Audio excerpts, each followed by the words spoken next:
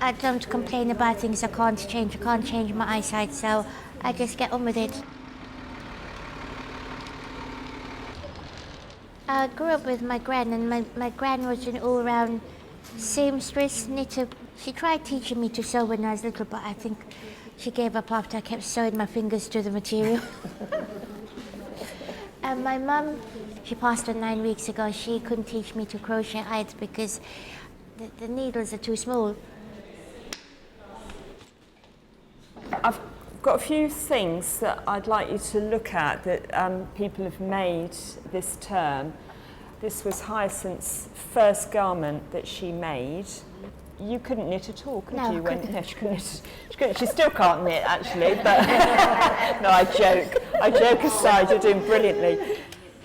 When I gave my niece that for her daughter, because this is for my grandniece, my niece's daughter, this one's for my nephew, they were quite amazed. I felt quite pleased as well. I was quite proud of myself. I find it quite relaxing. That's when I'm not dropping stitches, which I do quite frequently. Because my sight problem's hereditary. My daughter's she's short-sighted as well, but all I wish was that her sight doesn't go the way mine does. That's one thing I wish would happen. It's nice to see all the different work, or in my case not to see them, to feel the different work. And this is done in cotton. Yeah, Again, it gives you quite it's quite a different feel again from the wool that you've been feeling. I try not to be grumpy. I do get grumpy sometimes. It's just over the last couple of years my sight's gotten worse, because up to a point I was able to read very large prints, but now I just can't read anything whatsoever.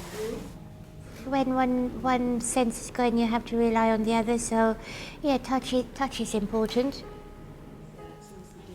When I'm doing my cleaning and stuff, even though I wear rubber gloves, I take them off to make sure I've got everything. But it is important. When I go to the galleries, I prefer the sculptures because you're allowed to touch them. You can't do that with pictures.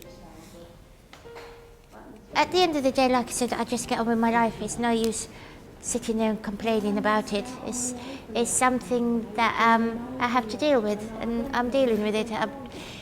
There might be somebody out there in the same position as me who has no family or any support, so I count myself lucky. Short back whip round today, mate. Yeah. Nobody is going to believe that I cut Andy McNabb. You must be fit. Is that it? Is that it? I suspect you'll be about 7 foot tall or something. The reason I'll end up being called Andy McNabb was quite simply that there was symmetry in the name.